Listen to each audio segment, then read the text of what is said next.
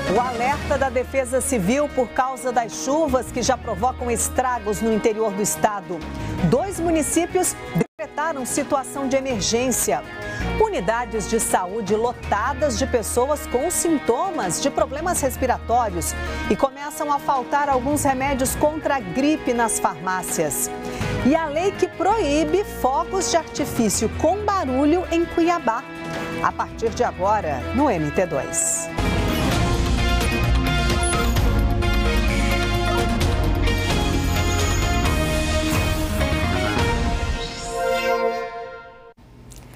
Olá, boa noite.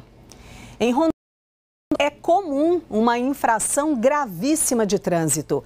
Carregar crianças com menos de 10 anos em moto e até sem capacete. Um risco para a vida dessas crianças. A cena é muito comum em Rondonópolis. Crianças sendo transportadas em motos. Algumas usam capacete, mas a maioria não. Outras nem ao menos alcançam os pés no pedal. Qualquer colisão, quem vai primeiro é a criança, o próprio adulto. Se estiver na frente do tanque, sentado no colo, o próprio adulto mata a criança. Se estiver atrás, a criança cai e a fragilidade da criança é muito menor.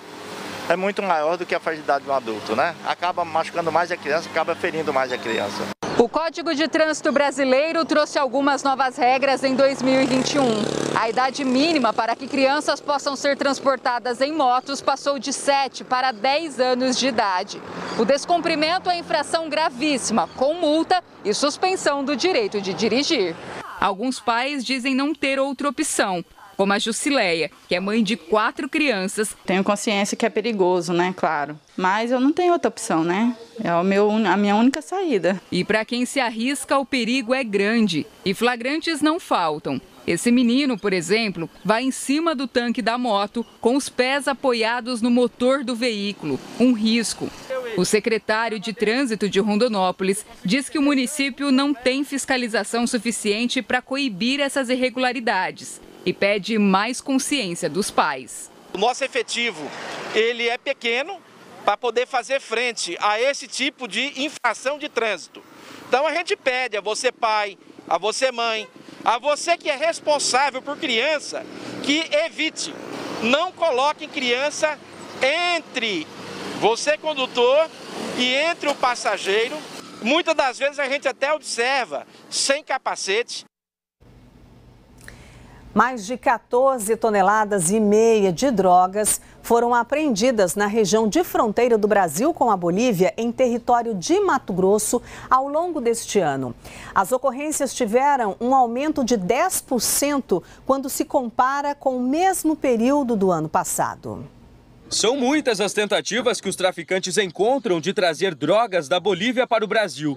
Entorpecentes camuflados em lataria de caminhões, em carros, ônibus, helicópteros e até carga de banana é usada para tentar esconder as drogas dos policiais. De janeiro até agora foram 436 ocorrências registradas na fronteira de Mato Grosso com a Bolívia.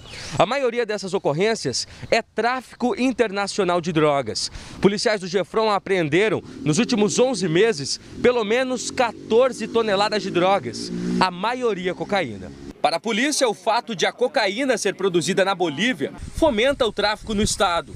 E as estradas de terra que levam até a fronteira são as mais visadas pelos criminosos. Mato Grosso, inevitavelmente, pela proximidade geográfica da Bolívia, acaba sendo um corredor desse entorpecente. E esse entorpecente acaba entrando no nosso país, pelo estado de Mato Grosso, via terrestre, via modal rodoviário, via modalidade a pé, que são os chamados mulas, via modal fluvial, por meio de embarcações, e pelo modal aéreo também tivemos aí algumas ocorrências, algumas operações, em que aeronaves foram abordadas aí. A maior apreensão realizada este ano foi há 4 meses. Foi também a maior apreensão desde que o Gefron foi criado em 2002. Os policiais encontraram quase 2 toneladas de cocaína camufladas em um fundo falso deste caminhão, que transportava 25 cabeças de gado. O número de carros recuperados e apreendidos passou de 335 em 2020 para 393 este ano. Na fronteira foram apreendidas, só em 2021, 20 aeronaves usadas para transportar drogas, sendo que no mesmo período do ano passado foram 11.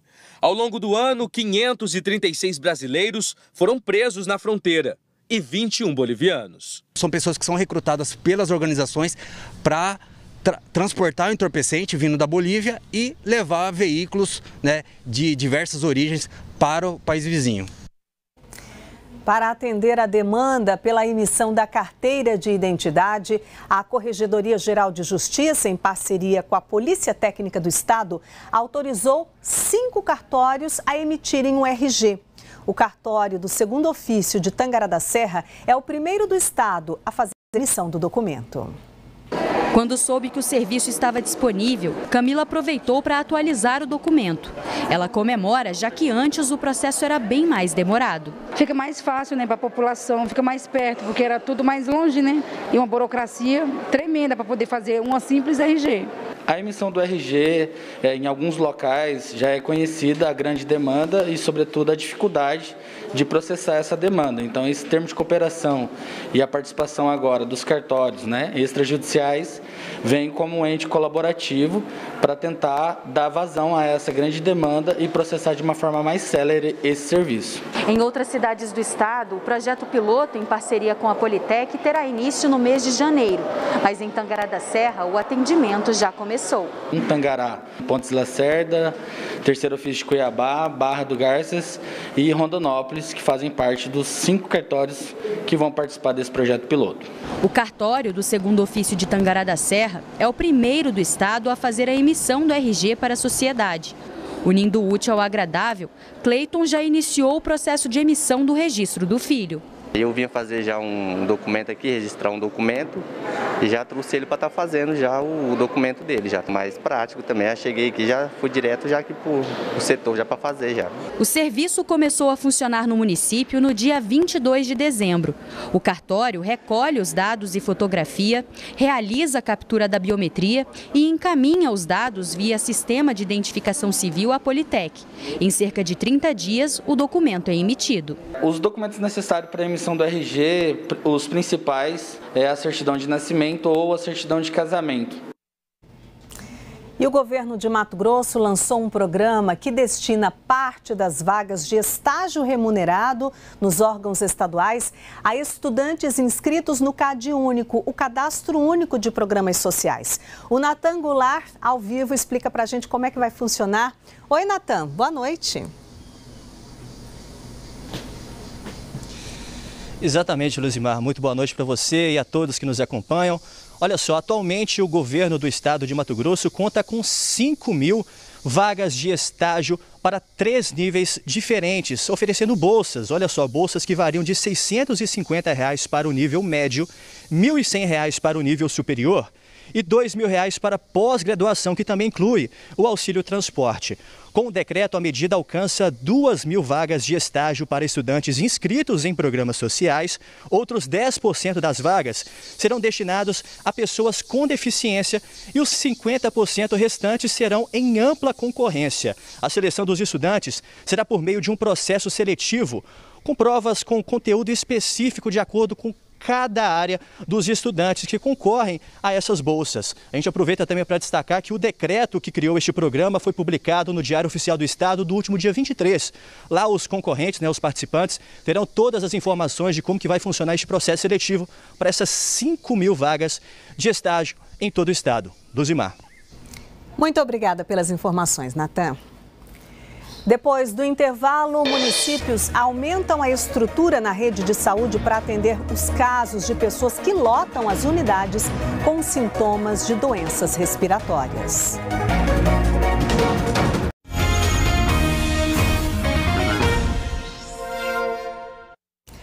As unidades de saúde de Sinop têm ficado lotadas por causa da maior procura de pessoas que apresentam sintomas de gripe.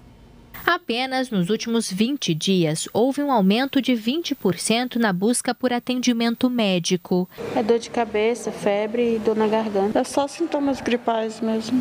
Febre, dor de garganta. vômito, tosse. De acordo com a Secretaria de Saúde de Sinop, até agora foram notificados 103 casos de influenza tipo A no município, todos leves e moderados. Deste total, 2 pessoas precisaram ser hospitalizadas, mas já receberam alta. Por conta da alta demanda, a Secretaria ampliou o atendimento.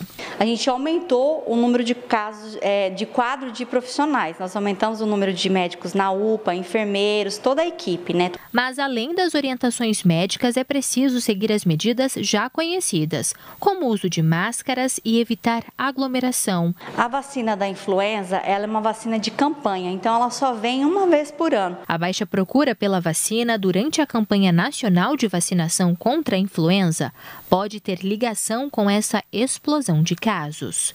A principal hipótese seja a baixa cobertura vacinal durante a campanha da gripe de 2021.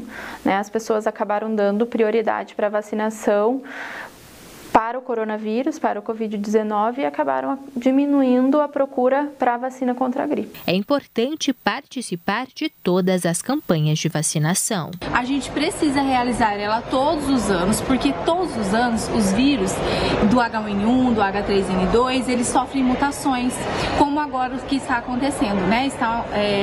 Tem uma nova cepa circulando que a gente ainda não tem a vacina. E em Primavera do Leste, o número de pessoas doentes que procuram a UPA dobrou nos últimos dias. A maioria chega com sintomas de gripe. A Secretaria de Saúde reforçou a equipe médica e ampliou o horário de atendimento em algumas unidades. A gente registrava aí em média de 250 atendimentos diários e hoje nós estamos registrando em torno de 520, 530 atendimentos. A UPA está realizando atendimentos acima da capacidade dela. Eu estou acrescendo a equipe da UPA de mais um profissional médico. E também nós estamos, dia 30, amanhã, nós estaremos atendendo no Primavera 3, na unidade do ESF 9, nós estaremos ampliando, estendendo esse atendimento das 17 às 21 horas. Então, assim, vai fazer o atendimento das 7 às 11, das 13 às 17 e das 17 às 21 horas na unidade do ESF 9, no Primavera 3. E esse aumento nos casos de sintomas gripais tem causado um outro problema: a falta de medicamentos nas farmácias para o tratamento da gripe. Por isso, os profissionais da saúde alertam para sempre procurar um médico para saber qual remédio comprar. As imagens feitas por telespectadores mostram o quanto as unidades de saúde têm ficado lotadas nos últimos dias. São horas de espera por atendimento. Não há cadeiras para todos e alguns acabam ficando no chão. A gente está desde 7, 8 horas da manhã. Agora são 16 horas da tarde. A maioria que vai aos postos de saúde ou às UPAs tem sintomas de gripe, que podem ser confundidos com os da Covid-19. Eu fui na UPA, era umas 10 horas da manhã, eu saí de lá ontem meia-noite e eu não fui atendida, fui passada só pela triagem. Aí eu fui só no postinho só fazer um exame para ver se era Covid e não é, deu negativo.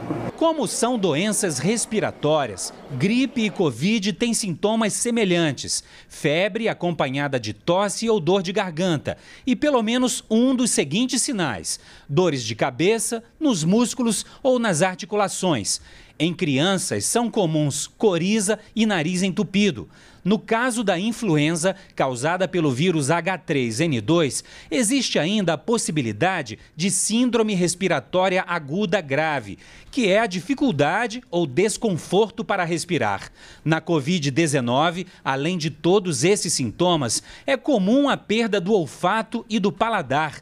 Mas nas variantes Delta e Ômicron ainda não foi constatada a perda desses dois sentidos, o que faz com que a doença, no início, fique ainda mais parecida com a gripe ou a influenza. Na região metropolitana de Cuiabá, o surto de gripe tem provocado uma corrida às farmácias, onde já começam a faltar medicamentos.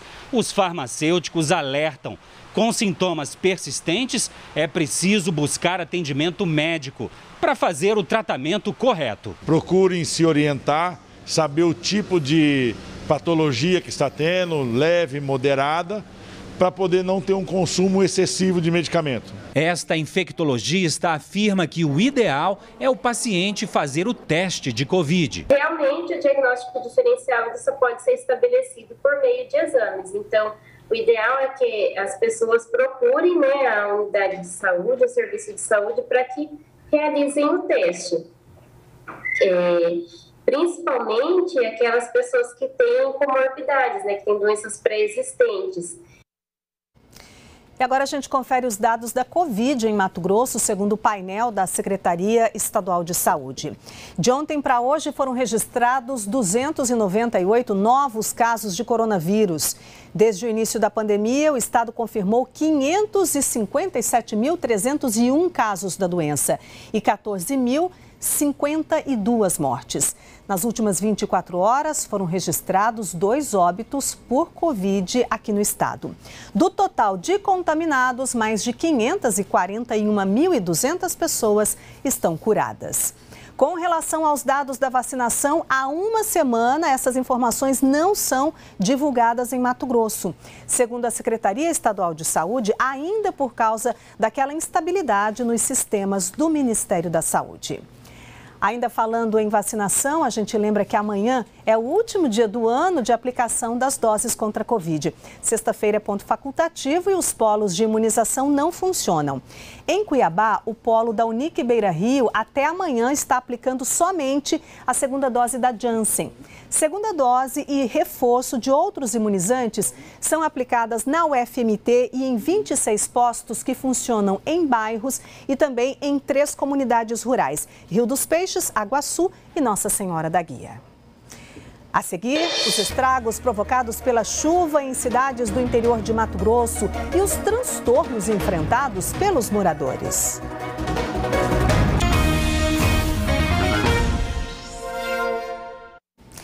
A Defesa Civil alerta que Mato Grosso está em situação de perigo por causa das chuvas, o que é classificado como alerta laranja. 2 municípios já decretaram situação de emergência. Este vídeo, gravado por um morador de Santa Terezinha, mostra o alagamento provocado pela chuva em alguns pontos. Possivelmente agora ela ultrapasse a altura da ponte. O município decretou situação de emergência e uma equipe da Defesa Civil do Estado está no local fazendo um levantamento dos estragos. Problemas também em Confresa, a cerca de 1.000 quilômetros da capital, onde chove forte desde a semana passada. O decreto de situação de emergência foi publicado hoje no Diário Oficial. O que mais preocupa é a zona rural. Estão trabalhando no mapeamento de toda essa situação. O que nós temos até agora é um grande percentual de estradas vicinais, de pontes e de aterros que foram comprometidos em virtude dessa grande incidência de chuvas. E a previsão é de mais chuva nas próximas horas. E a Defesa Civil emitiu hoje um alerta para todo o estado na classificação risco laranja, o que significa a possibilidade de chuva de até 60 milímetros por hora e ventos de até 100 quilômetros por hora, o que pode provocar muitos estragos, como alagamentos, queda de árvores e interrupção no fornecimento de energia. O superintendente da Defesa Civil do Estado diz que os municípios devem ficar atentos e acionar os bombeiros o mais rápido possível em situação com vítimas. Já a população tem que tomar muito cuidado para evitar problemas. Nós orientamos que, em caso de chuvas, evite contato com materiais metálicos, evite tomar banho durante esse período, banho quente principalmente. Se possível, desligue a chave geral da sua residência para evitar choques elétricos. Outro risco também que é o risco de queda de árvores e placas. Então, se estiver em via pública, evite estacionar seu veículo debaixo de árvores ou placas, porque há um risco de queda que pode atingir pessoas ou imóveis. E também o risco de interrupção do fornecimento de energia. Nesse caso, a orientação é que entre em contato com a concessionária de energia para que ela faça os trabalhos técnicos de restabelecimento dessa energia. Uma tradição na virada de ano que tem sido repensada é a queima de fogos de artifício com estampido, que fazem barulho. Para evitar o mal-estar a pessoas e animais, uma lei em Cuiabá proíbe o uso desse tipo de rojão. Só estão autorizados os fogos com efeito luminoso.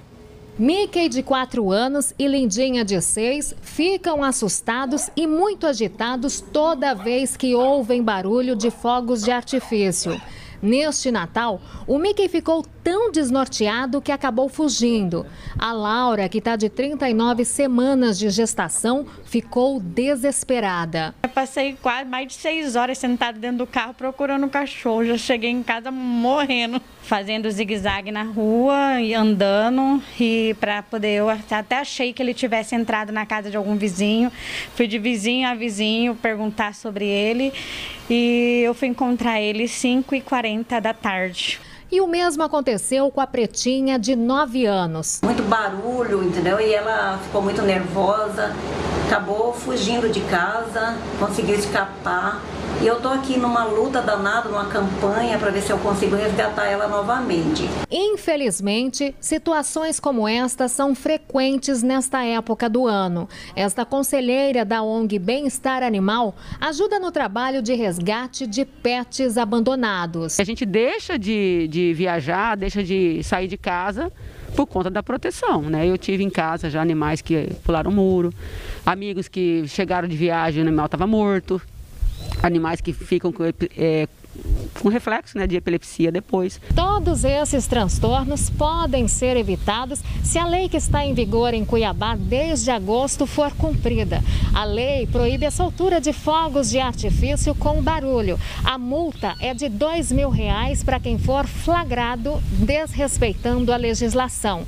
E a fiscalização é de responsabilidade da Secretaria de Ordem Pública. A fiscalização, ela vai atuar mediante denúncia. Nós não temos condições de manter um fiscal em cada local desses eventos. Essa lei, todavia, autoriza a utilização de artifícios apenas com efeito visuais. A falha que teve na lei, que a lei não proíbe a comercialização, ela proíbe o manuseio, né, o uso, mas a gente tem que fazer uma alteração nessa lei. Nós vamos trabalhar para isso esse ano na Câmara dos Vereadores, para que não comercialize, porque se comercializar, vai ter o comprador. Felizmente, o Mickey e a Pretinha foram encontrados, mas muitos animais continuam desaparecidos. A expectativa é que este Réveillon seja tranquilo, com fogos apenas para contemplar, sem barulho. Assim, os bichinhos agradecem. O preço do cafezinho tem pesado no bolso do consumidor. A bebida acumula aumentos bem acima da inflação, como mostra uma pesquisa feita em Sinop. O preço do café tem desanimado os consumidores. Deu uma subidinha, mas mesmo assim não tem outro jeito, né? A gente vai ter que tomar o café, né? Economizar em outro lado para levar o café. Mas subiu, olha, outra semana acho que era 12 e pouco, hoje está 14, 16. Para quem gosta de café, não há uma quantidade e muito menos um horário específico para saborear a bebida. Mas esse hábito tem sido afetado nos últimos dias. Um levantamento feito pela Unemat em parceria com a CDL apontou que no último mês de novembro, o preço do café teve um aumento de 5,36%. Alta que também tem sido sentida pela Joilene, dona desta padaria em Sinop. Haja visto que é um dos produtos que mais subiu de preço. O café teve, em média, um aumento de 110% no último ano. Então, para repassar isso para cliente fica bem complicado. No caso da bebida, as condições climáticas e o mercado mundial contribuíram. Tivemos problema de produção no Brasil, Vietnã e Colômbia, que são produtores, também tiveram problemas climáticos lá, então a produção foi menor. E a demanda, em função da pandemia, por incrível que pareça, pesquisas nos mostram que subiu a demanda do café, teve mais consumo de café. Na verdade, assim, está tudo aumentando, né? Então eu vejo que o que eles fizeram aqui foi mais um repasse dos custos do que o próprio aumento. O café faz parte do cardápio do brasileiro aí. Na reportagem da série Esperança de Amanhã, você vai conhecer pessoas que têm o dom de ajudar os desesperançados. Seja alguém da família ou mesmo um desconhecido. A Soraya é voluntária numa clínica de reabilitação. Sabe que muitas vezes um abraço, uma conversa, um pouco de carinho pode mudar o rumo de uma vida. Você mostrar o caminho para que eles consigam encontrar os mecanismos dentro deles para poderem modificar a situação da vida, né? Porque a esperança é você saber que tudo tem um tempo, né? Então esse tempo ele é diferente para cada pessoa. E é isso que as pessoas precisam, ser ouvidos, olhar nos olhos, né? Você dizer, ó, irmão, eu tô aqui, te entendo, né? Vamos junto nessa caminhada. Essa reportagem será exibida amanhã no Bom Dia Mato Grosso, no MT1, G1 e no jornal Primeira Página da Centro-América FM. O MT2 termina aqui. Você pode rever as reportagens no Globoplay e também nos acompanhar nas nossas redes sociais. Uma ótima noite para você com essa bela imagem do nosso pôr do sol. Tchau, pessoal.